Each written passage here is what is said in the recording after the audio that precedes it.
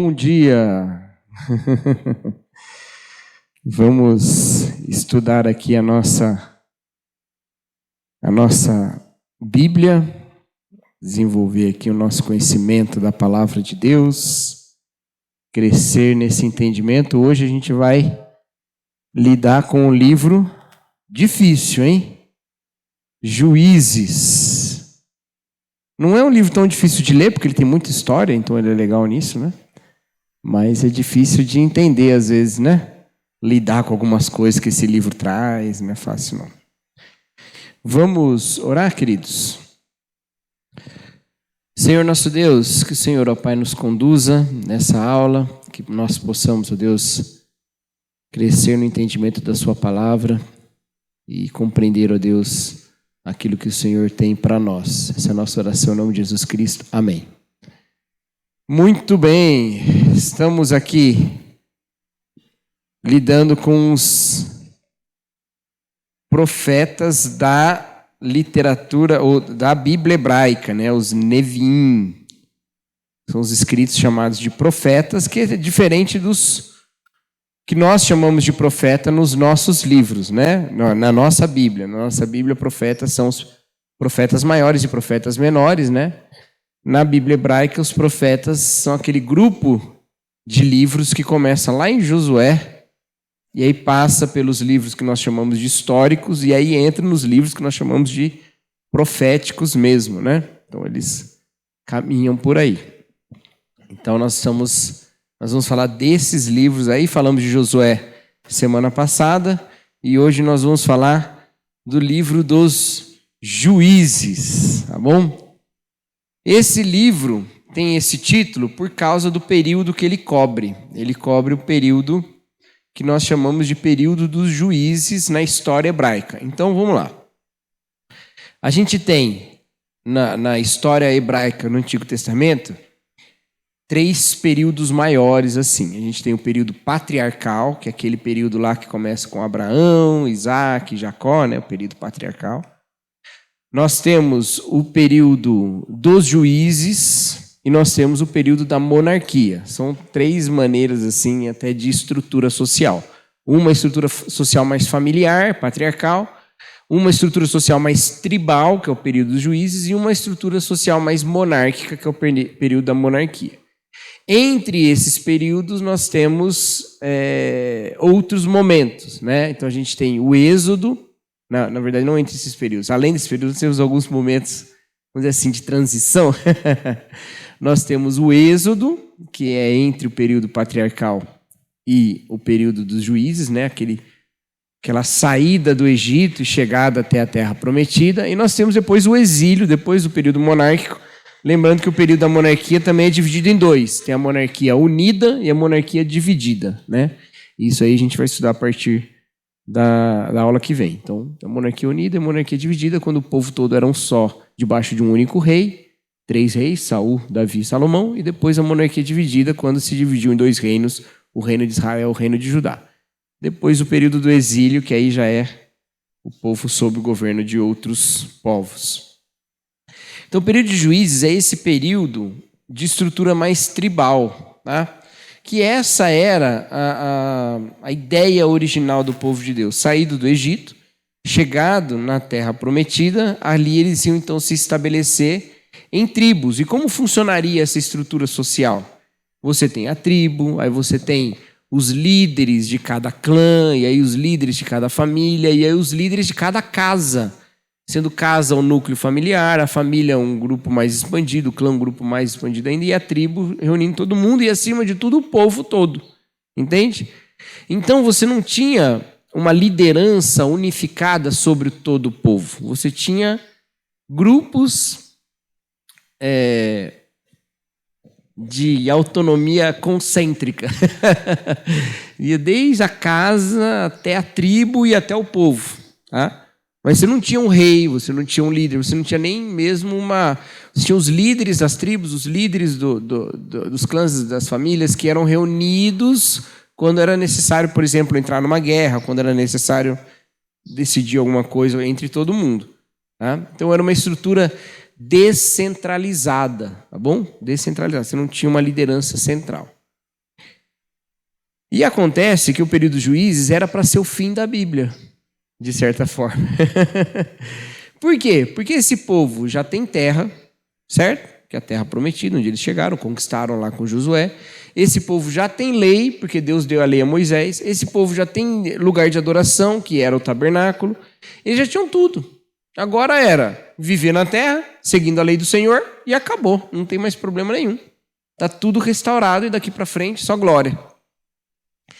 Mas tem um probleminha que é o coração, né? O coração continua pecaminoso. Então o livro de Juízes mostra como essas coisas todas exteriores, elas não são suficientes para resolver esse problema interior. Era necessário uma mudança mais profunda. Então agora o povo já tem terra, já tem cada um o seu lugar, né? Já tem a lei de Deus, então já sabe o que fazer, já tem organização, já tem culto, já tem classe sacerdotal, já tem sacrifício, já tem tudo isso. Agora era viver ali em paz. Mas tantos e tantos problemas acontecem, especialmente nesse livro onde as coisas vão ficando ainda mais malucas, né?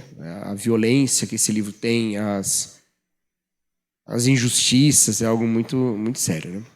Então, o que acontece? De tempos, em períodos de crise, levantava-se no povo um líder, uma liderança. E esses líderes eram chamados de juízes. Por que eles eram chamados de juízes? Bom, primeiro porque eles julgavam causas mesmo.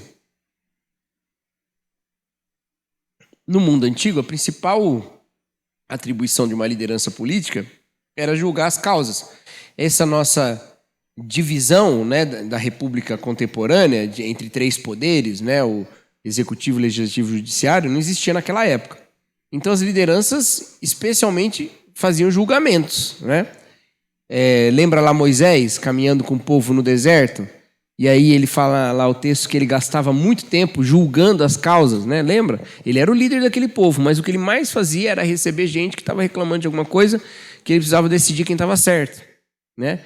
Lembra lá aquela história de Salomão, do bebê, que ele manda cortar o bebê no meio, aí a mãe fala, não, então dá para ela, né? O que um rei está fazendo naquele momento? Ele está julgando uma causa, inclusive uma causa que era entre duas pessoas assim, né? Nem era uma coisa de grande importância, mas foi até o rei, né? Então, havia essa questão. Então, quando a gente pensa em juiz hoje, a gente pensa no juiz de toga, lá julgando no tribunal. Não é o caso. O caso aqui é de líderes mesmo político-militares que julgavam causas porque já se esperava isso dessa liderança, entendeu? Eles já faziam esse tipo de coisa.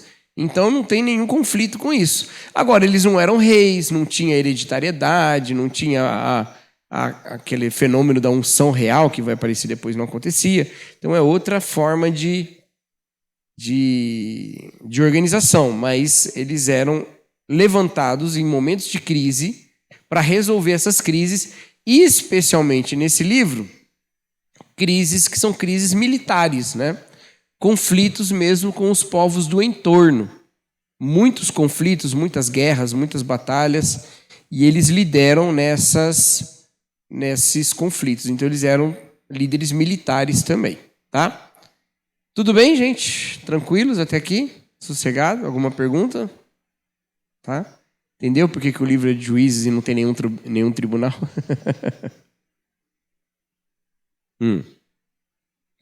Então vamos lá, autoria e composição. A tradição judaica mais antiga coloca Samuel como autor do livro de Juízes, tá? Mas a gente não tem nenhuma evidência disso. Isso é só uma tradição. Foi passada e não surgiu com o início do livro, surgiu muito tempo depois, né? Então, Juízes é um livro anônimo, não tem o autor, como a maior parte dos livros do Antigo Testamento, você não sabe quem foi que escreveu, né? Juízes parece ser composto por vários textos antigos e elementos recentes também, assim como o livro de Josué que a gente falou na aula passada, né? Que tem material bem antigo e tem material mais recente, né? Por exemplo, o Cântico de Débora é visto como um dos textos mais antigos do Antigo Testamento, né?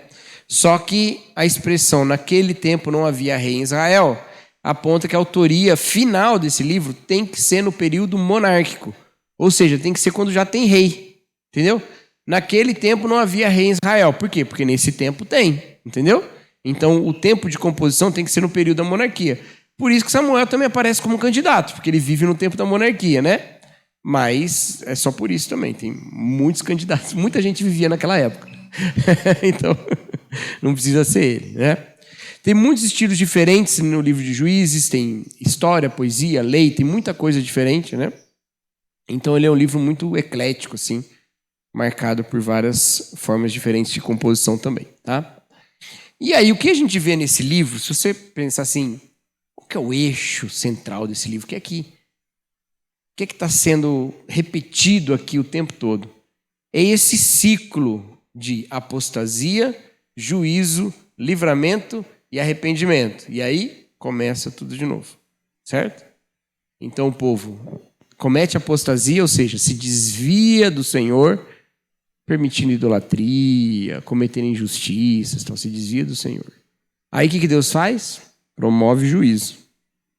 Dá um povo estrangeiro aí para oprimir, faz alguma coisa. Promove juízo. Aí o que o povo faz? Se arrepende. Né?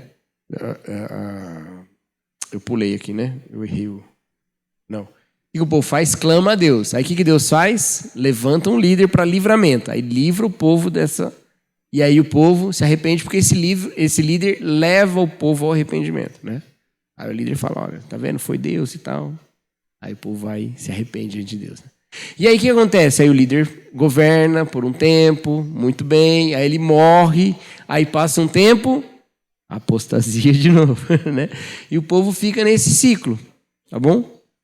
Nesse sentido, é um livro meio desesperador, assim, que você fala, ele nunca aprende. Não, e assim, o ciclo não é... Ele não é uma constante, né? Ele não é assim, sobe, desce, sobe, desce. Não, ele é descendente, né? E cada vez que a apostasia vem, o povo vai piorando, né? Ainda que haja recuperação, livramento e tal, as situações vão ficando mais agravadas, mais sérias. E esse é um padrão que vai acompanhar a história de Israel até o exílio. Tá? Se você olha os monarcas da monarquia unida, eles começam ciclos bem, e aí eles começam a cair, né? Aí vai, tanto Saul, quanto Davi, quanto Salomão, eles vão também tendo uma decadência. Saul é mais evidente, né? Ele vai terminar bem, bem mal. Então é um ciclo terrível, né? Que vai acompanhando esse povo. Tá? E é o que a gente enxerga aqui nesse livro, acontece esse tempo todo. Fala, Fátima.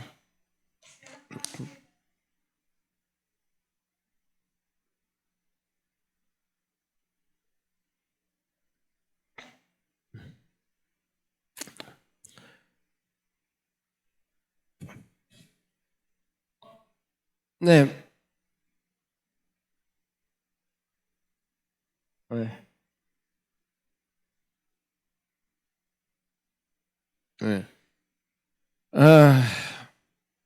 Não porque eles não tinham como saber. Eles tinham, né? Eles tinham os encontros os encontros sacerdotais, né? Os encontros litúrgicos mesmo, as cerimônias que foram estabelecidas por Deus, né?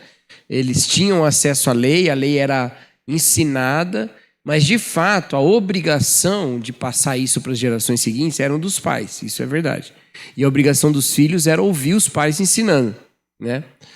Então certamente há uma deteriorização nessa transmissão, com certeza, e não porque não tinha onde se reunir, não, eles reuniam, né? O que faltava era a fidelidade mesmo, né? Foram negligentes nisso, né? Aí isso é com certeza.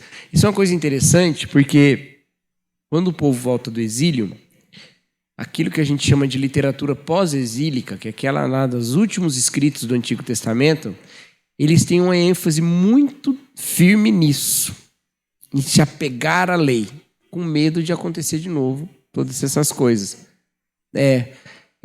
Isso. Então, aquilo que a gente vê no Novo Testamento, que não tem no Antigo Testamento, os fariseus, eles vêm de uma tradição que surge no pós-exílio, justamente desse povo que fala, bom, Se a gente foi para o exílio porque não seguiu a lei, então vamos se pegar aqui na lei, né? E de fato você vai vendo isso. Moisés termina o seu discurso final, né? Termina a sua vida com um discurso falando: apegue-se à lei. Josué termina a sua vida com um discurso: apegue-se à lei. E aí você vê Juízes, ninguém apegando à lei, todas as consequências disso. E depois você vê os reis sendo colocados para trazer isso de volta, né? Mas eu já estou me adiantando um pouquinho na aula aqui, né? A única questão não é porque eles não tinham encontros, não, eles tinham. Eles tinham encontros, eles tinham as cerimônias de sacrifício e tal, elas eram pedagógicas, elas não eram só, vamos dizer assim, sacramentos, né, que tem uma realidade espiritual em si. Elas também ensinavam, né? Havia toda uma pedagogia naquela liturgia, entendeu? Então eles aprendiam disso também. Bom, seguindo aqui então, falar um pouquinho do contexto histórico. A gente tem poucas informações porque há muitos debates sobre a datação do livro de Juízes, tá?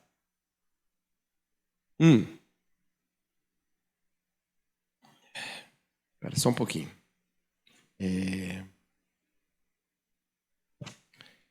Olha só. Nós temos um referencial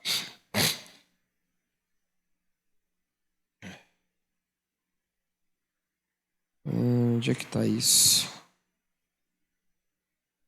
Nós temos um referencial de datação do Antigo Testamento que está lá em 1 Reis. Vai lá em 1 Reis, todo mundo.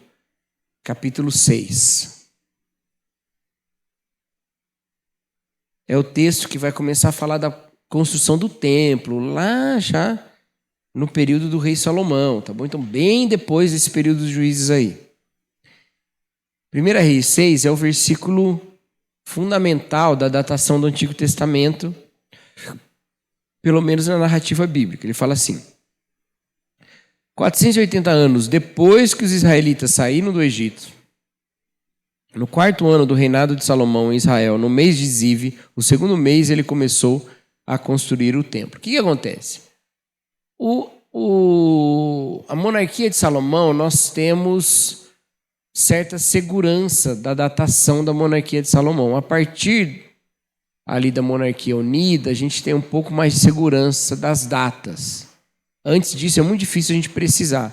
Porque, como Salomão tem esse governo mais internacional, a gente tem mais referências do que está acontecendo nos outros povos, e aí tem uma relação, a gente consegue traçar melhor. Então, Salomão é do século X a.C., né? No 900 e pouco a.C., 900 e tanto a.C. Então, a gente tem essa referência. Então, a gente tem aqui esses 480 anos antes, a gente bota aí, então, né? 480 anos antes de 900 e tanto, então aí coloca ali 1360 e volta, desculpa, 480, né? 1400, aí volta mais um pouquinho, 40 anos antes no Egito, 1440 mais ou menos, a galera coloca antes de Cristo, a galera coloca como uma datação mais tradicional da saída do povo do Egito, ok? Então, século XV a.C. é a datação mais tradicional. Por quê? Porque há outro concorrente bastante forte, que é o século XIII. 2 séculos depois, 1250 a.C., mais ou menos, seria um bom momento também para o povo sair do Egito. Só que são momentos geopolíticos, entre aspas, muito distintos. Entendeu? Aí a gente fala, bom, mas como é que fica o versículo aqui de Salomão e esses 480 anos, né? Como é que a gente faz essa relação? Isso depende muito de como eram os calendários e como o tempo era contado naquela época. Também é diferente de agora, entendeu? Além disso, o texto dos juízes, ele traz as datas, quanto tempo cada juiz liderou, só que a gente não tem certeza que esses juízes lideraram na sequência. É possível que hajam lideranças simultâneas, entendeu? Enquanto um juiz está liderando, o outro está se levantando. Pode ser que alguns juízes não foram lideranças do povo todo, mas foram de algumas tribos. Então tem uma série de questões sobre a datação do livro de Juízes, tá? Ou melhor, das histórias de Juízes. Se a gente ficar na datação mais tradicional, a gente vai colocar que o período dos juízes começa quando o povo se instala ali, que é 40 anos aí depois do exílio, né? Do êxodo, desculpa, 40 anos de êxodo, né? Que também é uma data que a gente pode olhar como sendo 40 anos literais, ou pode ser uma ideia mais simbólica de 40, um número que se repete bastante, né? E tem debate sobre isso. Mas, de qualquer forma, se a gente fosse ficar com as datas mais tradicionais aí, aconteceria esse período juiz aí a partir do século XIV a.C. Tá? E esse período é um período em que há 2 impérios no mundo nesse momento, né? Você tem os egípcios mais ao sul e você tem os hititas mais ao norte, a região que hoje é a Turquia, né? E ali no meio fica a Palestina, fica Canaã, né? Bem no meio. Então, por quê? Uma questão muito séria que eu falei na aula passada é como que acontece essa confusão toda ali em Canaã e nenhum império se mete, né? Como que, né? Não, tá acontecendo aqui nas nossas fronteiras, mas tudo bem, deixa eles ali. Não tem esse vácuo. Alguém lidera, né? Então, algumas pessoas gostam de pensar no êxodo lá para o século XIII, porque ali o Império Egípcio estava em decadência. Então, faz sentido ter um vácuo ali em Canaã.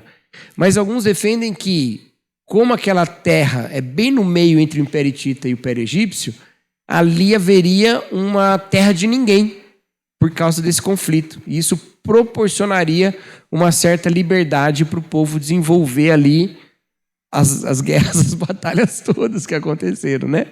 Então, a gente fica com essas dúvidas aí entre essas possibilidades. Eu gosto de trazer as duas porque vocês vão ver vários autores falando coisas diferentes. Essas são só 2, tem várias outras possibilidades, né? Mas essas são 2 que vocês vão encontrar com certa frequência na literatura aí. Quando vocês forem ler algum livro sobre o Antigo Testamento, vocês vão ver as pessoas trazendo essas ideias, tá? O que aconteceu também... Eu bebo água sempre no meio da frase. O que aconteceu também é que no período do êxodo, ou melhor, no período que eles estão no Egito, acontece a chegada de uns povos que não tinham lá antes, que são chamados povos do mar, provavelmente vindo das ilhas ali do mar Mediterrâneo, do mar Egeu, né? Que vieram para essa região. Em geral, esses povos, eles têm uma origem que vai remeter à mesma origem dos povos gregos. Então, eles têm alguns traços diferentes ali dos povos semíticos, né? E eles chegam ali. Dentre esses povos estão os filisteus. Percebe que não tem filisteu antes do Êxodo e depois tem filisteu? Cadê esses filisteus antes? Eles não estavam ali, eles chegaram depois. Tá? E eles chegaram e saíram fundando cidades. Os filisteus, eles nunca tiveram um império filisteu, nunca teve um imperador filisteu. Eles tinham cidades-estados, especialmente 5 cidades que são chamadas da Pentápole Filistina, né? As 5 cidades dos filisteus. Tá? Então eles chegam aí nessa época também. Esses povos do mar vão e se fixam ali, tá bom? E vai ter muito conflito. Que eles chegam, os hebreus chegam também vindos do Egito, e aí já se construiu ali a guerra, né? Então, o que aconteceu? Os hebreus, quando chegaram lá sob a liderança de Josué, não dominaram a terra toda, né? E aí permanecem povos lá que vão ter conflitos. Deus tinha mandado dominar tudo, eles não dominaram tudo, e eles vão ter os problemas com isso, né? Além disso, as tribos também, muitas vezes elas tinham uma postura de separação em relação às outras, e até de conflitos e de rivalidades entre uma e outra, né? Então, isso também enfraquecia o povo que tinha dificuldade de unidade para se reunir atrás de um mesmo propósito e realizar o que precisava ser realizado, né? Então, isso trouxe algumas dificuldades para o povo aí. Por isso que a gente vê um povo lutando para sobreviver, com um monte de povos em volta, porque eles não conquistaram tudo, com povos que antes não estavam, e ainda assim corrupção moral e religiosa, né? Então, tudo isso acontecendo. Bom, tudo bem? Deu um panorama aqui? Então, vamos lá. Um esboço do livro aí. O que o livro nos traz?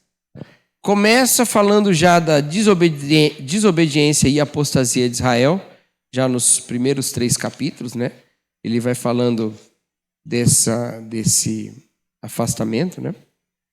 E depois ele começa no capítulo 3 a listar os juízes mesmo, né? Aí vem Otiniel, Eude, Sangar, Débora e Baraque, né? Que aparecem juntos aí no capítulo 4. Gideão, aí vem o reinado de Abimeleque, né? Que assume o reino ali. Depois Tola e Jair, Jefté, depois juízes secundários, que são basicamente só citados, né? Ibsã, Elon, Abdon. E por último, Sansão, aparece lá no capítulo 13 e toda a sua história até o capítulo 16, né? E aí depois vem a história da decadência final, uma série de situações trágicas que acometem o povo e que vão levando a consequências cada vez mais severas, tá bom? Então esse é mais ou menos o esboço do livro aí. Ele tem uma parte mais geral no início, uma no final, e o meio aí é a sequência dos juízes listado nessa sequência mesmo. Como eu disse, não necessariamente eles foram um na sequência do outro, eles podem ter tido sobreposições aí, mas também a gente não tem certeza disso, tá? Essa é só uma possibilidade nas discussões de datação do período dos juízes. Beleza, gente? Então vamos lá. Algumas questões difíceis aí do livro de Juízes. Primeiro, a gente tem uma coisa que mais salta aos olhos, que é a quantidade de gente ruim que tem nesse livro. Né?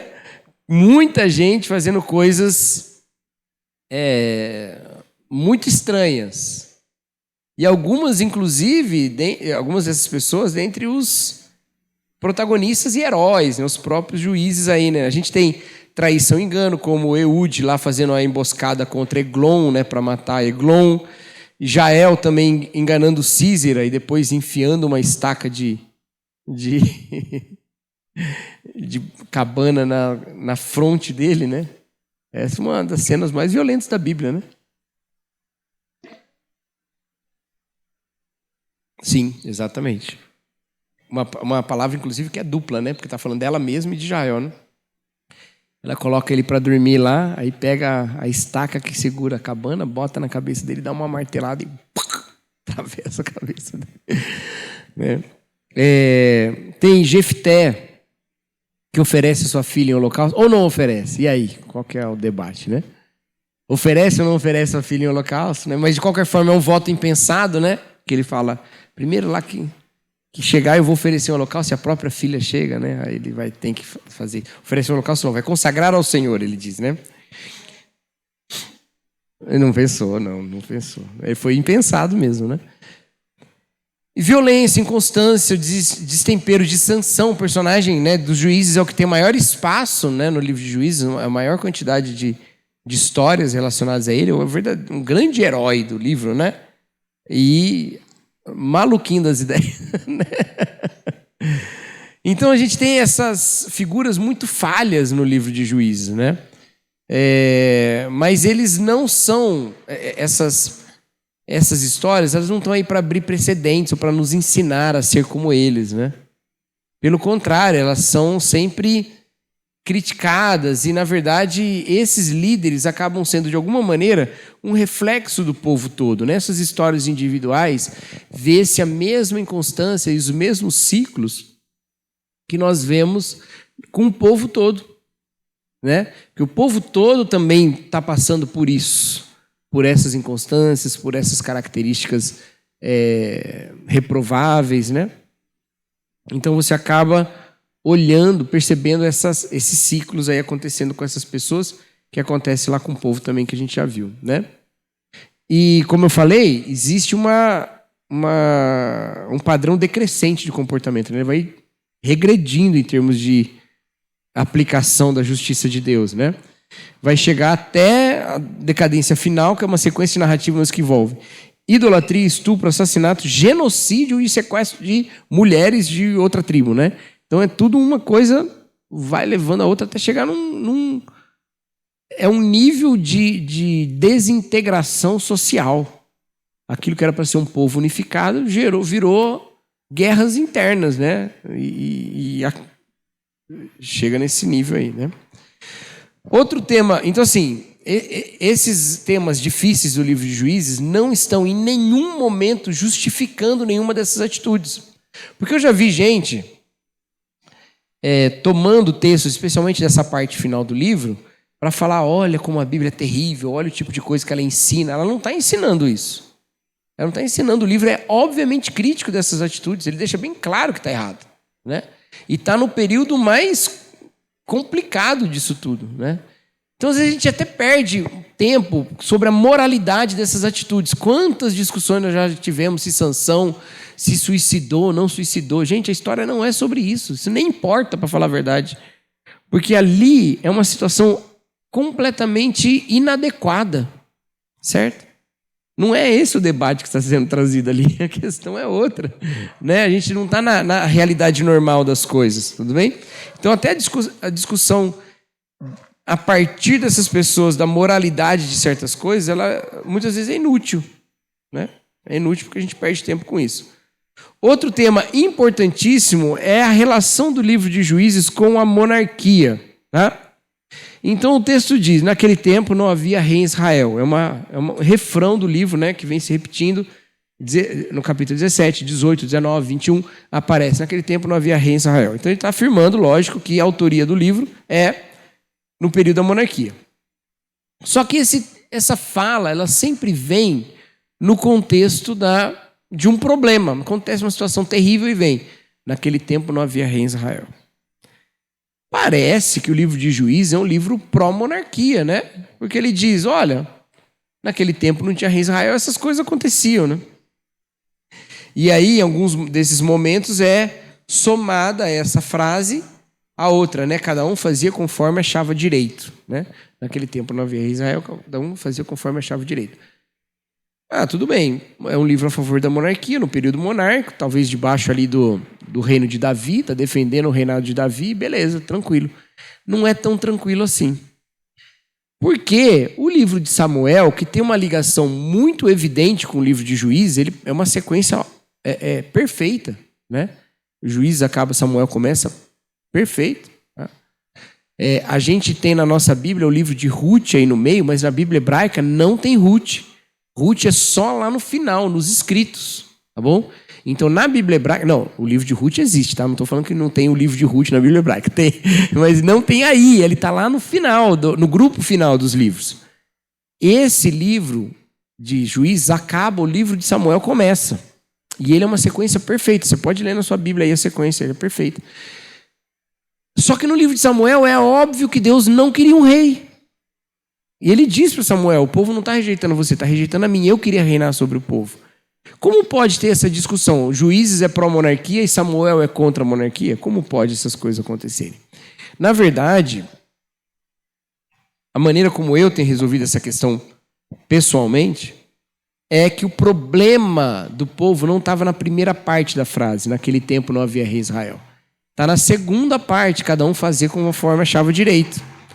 Não ter rei não é um problema. O problema é, por não ter rei, cada um fazer como acha direito, porque vai acabar fazendo errado, né? E o que acontece? Quando Deus fala a Samuel, eu queria reinar sobre o povo e o povo está rejeitando a mim, é exatamente isso que o livro de Juízes nos ensina. Ele queria reinar sobre o povo e o povo resistiu ao seu reino. Entendeu? Então os reis que vêm, eles vêm para o bem? Bom, Saul não muito, mas Davi e Salomão até certo ponto sim. Certo? Qual que era a obrigação desses reis que vieram depois? Era garantir que o povo ia andar na lei do Senhor. Tá? Era fazer valer a lei de Deus. Eles tinham pouquíssimas atribuições legislativas, eles não inventavam quase lei nenhuma, mas eles tinham executivas e judiciárias, eles julgavam e eles aplicavam, né? E eles tomavam decisões que o povo deveria segundo aquela lei. Tanto que lá no livro de Deuteronômio fala que os reis, quando tivesse rei em Israel, eles deveriam ter o rolo da lei e ler todas as noites, né? Todos os dias eles tinham que ler e meditar. Então, eles deveriam ter esse compromisso com a lei e ensinar o povo a andar na lei. Só que os reis são perfeitos ou imperfeitos? são imperfeitos. Então eles também quebram as leis, entendeu? Então tem juízes. Deus quer reinar no povo. Como seria se Deus reinasse nesse povo? Seria maravilhoso. Mas o povo não se deixou reinado por Deus e pediu um rei. Aí Deus dá reis. E os reis devem guiar o povo segundo a vontade de Deus. Ou seja, eles devem ser representantes do verdadeiro rei do povo, Deus. Tem um salmo monárquico muito importante do período davídico, que é o Salmo 110, né? Que lá o início diz o Senhor ao meu Senhor, né? Quem era o Senhor do salmista? O Senhor do salmista era Davi. E quem era o Senhor primeiro? Era Deus. Então, disse Deus ao meu Senhor. Deus é o Senhor do Senhor, né? Disse Deus ao meu Senhor. Disse o Senhor ao meu Senhor.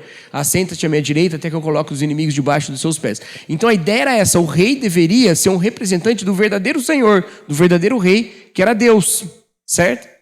Só que ele também erra. E aí que vem o grande problema. Quando o povo errava, no ciclo lá que a gente viu, o povo cometia apostasia, errava. O que vinha em seguida? Juízo de Deus. Juízo de Deus que era seguido por livramento, e livramento que era seguido por arrependimento. Aí o povo fala, não, a gente quer um rei. A gente quer um rei, bota um rei aí. Aí coloca um rei. Aí o rei tem que fazer o povo seguir a lei. Se alguém agora quebra a lei no povo, o rei deve intervir antes que aquela quebra de lei tome o povo todo, certo? Se o rei não intervir, ele está sendo negligente e o povo todo vai ter a consequência como teve no período do juízo. Então o que o rei faz? O rei faz toda uma estrutura para fazer a lei valer. Ele tem soldados, ele tem exércitos que vão agir com força de polícia também, porque no mundo antigo não tinha essa separação entre exército e polícia, tudo caminhava mais ou menos junto. Ele vai ter um sistema de justiça, vai ser dessa maneira. Tudo para fazer que a quebra da lei não tome o povo todo. Só que quando o rei quebra a lei, aí quando o rei quebra a lei, o povo todo sofre por causa do rei. E isso acontece diversas vezes. A mais óbvia no reinado de Davi é quando Davi faz o censo, que Deus não queria que ele fizesse.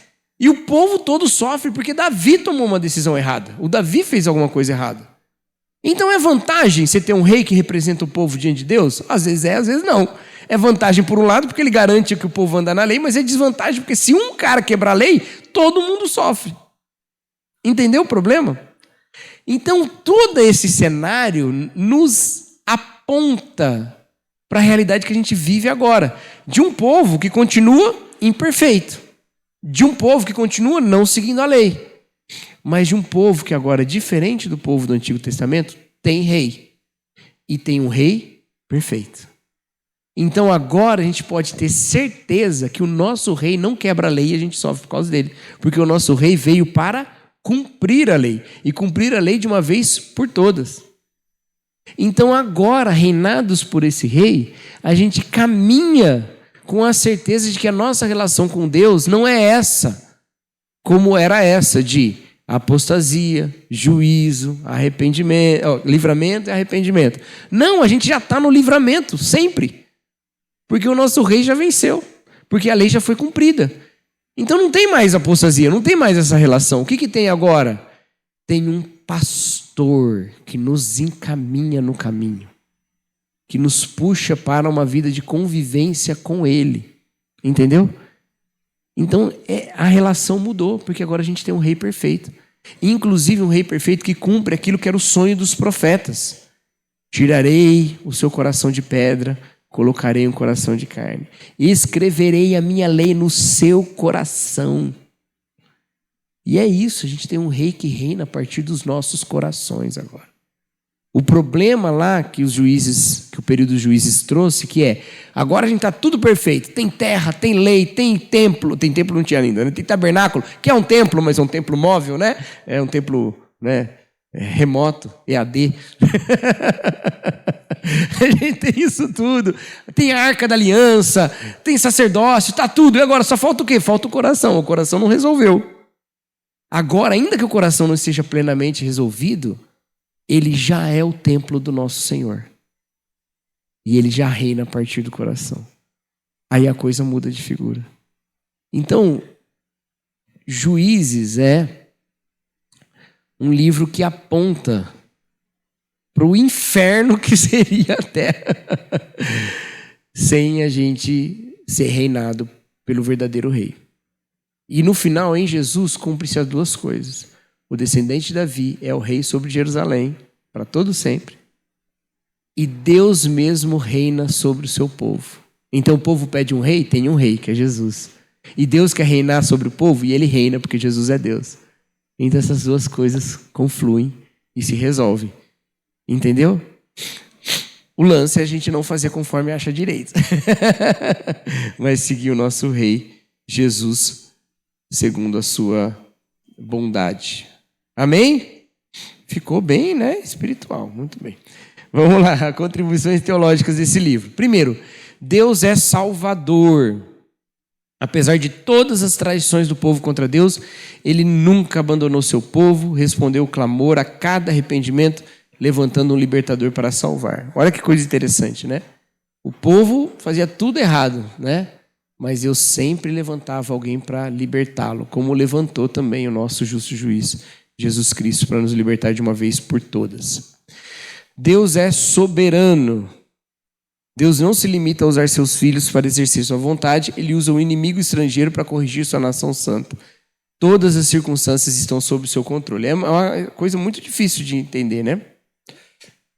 Ao mesmo tempo que o hebreu entendia que ele era agraciado por ser o povo escolhido, ele também entendia o fardo que era ser o povo escolhido. Porque é também. Era um fardo porque Deus estava ali muito mais, né? Vamos lembrar, é uma nação sacerdotal. Então ela vem como nação representar a forma de viver de Deus e ser o local da habitação de Deus. Aí lembra, a santidade de Deus, estar perto da santidade de Deus é maravilhoso e terrível.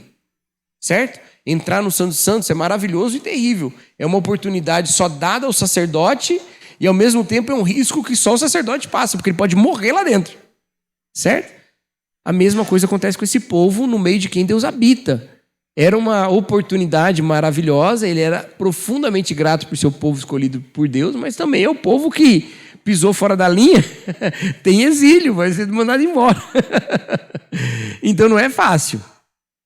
Onde está no final? É elas por elas? É um empate? Não. Há uma graça nisso, que é a graça de ser eternamente povo de Deus. O seu tesouro pessoal, como ele fala em Êxodo. Seu tesouro pessoal de Deus, Deus vai sustentar. E é isso que acontece. Quando chega lá em Abacuque, depois do exílio, né? Não, antes do exílio, né? Mas perto do exílio, no período da monarquia dividida, Abacuque é avisado por Deus de que os babilônicos vão chegar. E aí ele fala assim, nós somos o seu povo, não morreremos. Então assim, ainda que seja um fardo, é um povo que continua em todo o período do Antigo Testamento sustentado por Deus, certo? E ele continua sustentado por Deus porque Deus tinha um plano para esse povo e realiza esse plano e esse povo é usado como nação sacerdotal porque Deus assim o quer, mas isso tem as exigências de retidão que Deus também coloca. E ele usa todas as circunstâncias, inclusive povos estrangeiros e ímpios, para puxar lá Abacuque de novo. Desculpa usar um tempo tão distante, mas é que a gente só tem 2 livros na Bíblia sobre o período dos juízes, que é Juízes e Ruth, né? E Ruth é um texto muito pontual, né? É sobre uma família. Então, dá um pouquinho de ideia ali, de contexto, mas não muito. Então, eu estou usando a ideia teológica, tá? Quando você vê lá Abacuque falando, Senhor, o Senhor vai usar um povo pior que a gente para ensinar a gente? Né? Os babilônicos são piores que nós. Eu estou reclamando da injustiça e vai mandar um povo mais injusto? Mas é isso que Deus faz o tempo todo. Você acha que os filisteus eram superiores aos hebreus? Podiam ser superiores em várias coisas. Inclusive, os filisteus eram um dos povos mais brilhantes ali da região, né? Em termos de tecnologia e tudo. Eles eram, as pesquisas mais recentes têm mostrado muitos avanços dos filisteus. Até em algumas questões de ideia, justiça, governo, eles não eram tão malucos assim. Só que eles não tinham a lei do Senhor. Quem tinha a lei do Senhor? Os hebreus, certo? Que é a lei do Senhor que é perfeita. E Deus usa o filisteu para dar lição em hebreu. Deus usa moabita, midianita, amorreu, usa gibeonita, usa todo mundo para dar lição. Por quê? Porque ele é soberano. Porque ele faz o que ele quer. E ele realiza segundo o seu bom propósito. Certo? Então, não nos assustemos. Fiquemos fiéis no Senhor, né? E por último, a necessidade de um rei. Juízes estabelece a dificuldade do povo de se submeter à lei por livre vontade. O rei que se apresenta na sequência da história bíblica tem o papel de manter o povo de Deus na obediência à lei e ele mesmo representa o povo diante de Deus. A monarquia hebreia aponta para o reino de Cristo. A gente já falou sobre isso aqui, né? Então, a gente, diferente do povo do Antigo Testamento, nós temos um rei agora que não erra, não falha, né?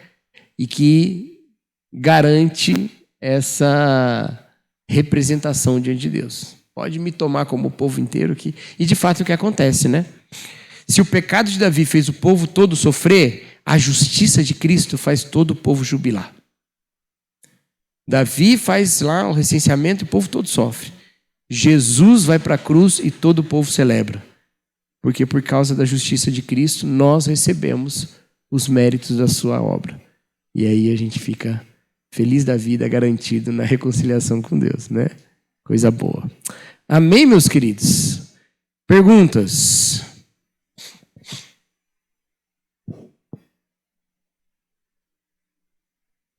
Sossegado? Entenderam tudo? Então tá bom. Vamos orar então? Olha, hoje, gente, dá uma olhadinha ali, ó. Olha a fartura hoje ali, ó. Olha só. Em 4 bolos, 3 garrafas, que eu não sei o que contém. Eu sei que aquela ali contém café, porque eu já tomei. As outras 2 não sei. Né? Hoje tá... Por isso que eu acabei a aula mais cedo, pra gente ter bastante tempo para comer, conversar. Vamos orar então, queridos. Senhor nosso Deus, obrigado, ó Pai, pelo seu reino sobre nós, por Jesus Cristo, ó Deus, ser esse rei maravilhoso, cuja justiça é imputada a nós, ó Pai. Pedimos, ó Pai, que o Senhor nos mantenha fiéis ao reinado de Cristo. Que o Senhor nos abençoe hoje e nos dê, ó Deus, um bom culto agora também, que com fidelidade louvemos o teu nome. Essa é a nossa oração em nome de Jesus Cristo. Amém.